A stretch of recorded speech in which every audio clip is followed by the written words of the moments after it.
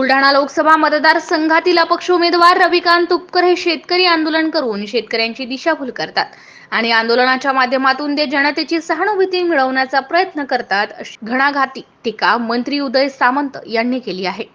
बुलढाणा येथे महायुतीच्या प्रचारादरम्यान आयोजित पत्रकार परिषदेमध्ये ते बोलत होते. यावेळी त्यांनी विरोधकांवर जोरदार हल्लाबोल केलाय.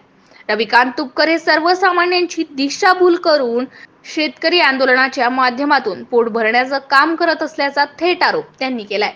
संपूर्ण बुलढाणा लोकसभा मतदारसंघात सध्या महायुतीचे प्रतापराव जाधव यांची हवा असून ते प्रचंड बहुमताने निवडून येतील असा आशावाद उदय सामंत यांनी या प्रसंगी बोलून दाखवलाय. आणि याला उशीर झाला त्याबद्दल आपल्या सगळ्यांची दिलगिरी देखील व्यक्त करतो. लोकसभेच्या निवडणुका पहिल्या टप्प्याच्या पार पडल्या. दुसरा टप्पा, तिसरा टप्पा, चौथा आणि पाचवा हा महाराष्ट्राचा शिल्लक आहे आणि यामध्ये बुलढाणा लोकसभा मतदारसंघ देखील शिल्लक आहे. महायुतीचे आमचे लोकप्रिय उमेदवार आदरणीय प्रतापराव जाधव ही लोकसभेची निवडणूक लढवत आहेत महायुतीच्या मार्फत आणि आम्हाला सगळ्यांनाच विश्वास आहे की फार मोठ्या फरकानं प्रतापराव जाधव हे लोकसभेमध्ये पुन्हा एकदा निवडून जातील. आमचे विधिमंडळातील सहकारी संजय गायकवाड असतील, श्वेताताई महाले असतील, राजेंद्र शिंगणे असतील, रायमुरकर असतील, आकाश पुणकर असतील आणि संजय कुटे असतील, हे सहाही आमदार आमचे महायुतीचे आहेत. अतिशय जीव तोडून हे काम करतायत.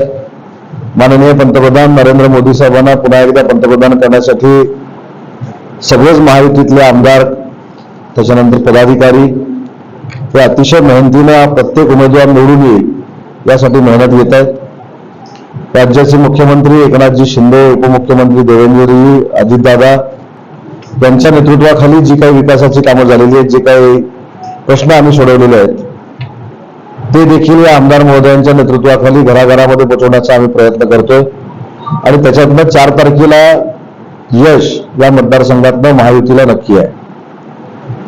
तर या संपूर्ण मतदारसंघाचा जर आपण अभ्यास केला किंवा मतदारसंघामधले उमेदवार जर बघितले तर इथल्या लोकांच्या भावनेला हात घालून मतं मिळवण्याचा प्रयत्न करणारी प्रवृत्ती फार मोठी या निवडणुकीच्या निमित्तानं वाढताना आपल्याला दिसते.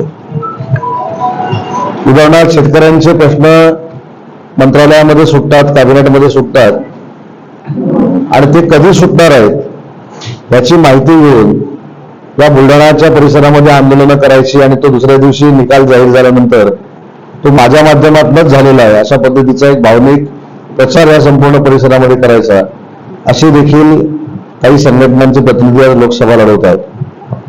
आता लोकसभा लढवत असताना मला जास्त इथली भौगोलिक परिस्थिती किंवा इथल्या शेतकऱ्यांचे प्रश्न आम्ही मंत्रालयात किंवा कॅबिनेटमध्ये जरी सोडवत असलो तरी सोडवलेल्या प्रश्नाचा राजकीय फायदा कसा घेत आहेत याची माहिती माझ्यापेक्षा जास्त तुम्हाला आहे. एक साधं उदाहरण मी या पत्रकार परिषदेतून देतो की काही दिवसापूर्वी आपल्याला माहित असेल की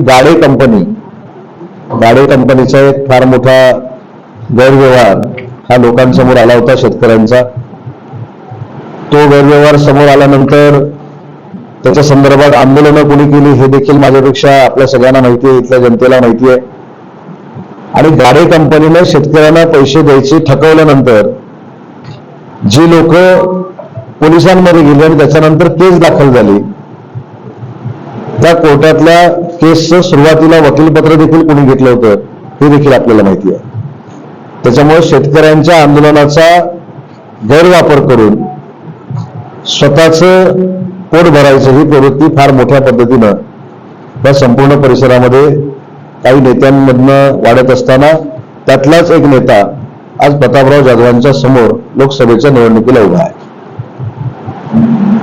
अजून काही बियाण्यांच्या कंपन्या आहेत, तुम्हाला माहिती आहे की ज्या अनेक शेतकऱ्यांनी तक्रारी केलेल्या होत्या. ग्रीन गोल्ड जी बियाण्याची कंपनी आहे ती नक्की काय करते हे देखील सरकारला माहिती आहे. आचारसंहिता असल्यामुळे मी त्याच्यामध्ये काही जास्त बोलत नाही, पण ग्रीन गोल्ड कंपनीने देखील लक्षात घेतलं पाहिजे की आपल्या चुका ह्या झाकण्यासाठी जर ते कोणाचं समर्थन करत असतील तर शेवटी सरकार एक काम करत असतं. सरकार शेवटी शेतकऱ्यांच्या हिताचं काम करत असतं. बोगस बियाणं तयार करायचं, शेतकऱ्यांच्या ते माथी मारायचं आणि आपले प्रकार उघडकीला येऊ नये म्हणून मग कोणाला तरी समर्थन करायचं, अशा पद्धतीची साखळी जर कोण तयार करत असेल तर ती देखील चुकीची आहे. त्याने देखील वेळीच या सगळ्या गोष्टी लक्षात घेतल्या पाहिजेत की आपण शेतकऱ्यांचं देणं लागतो.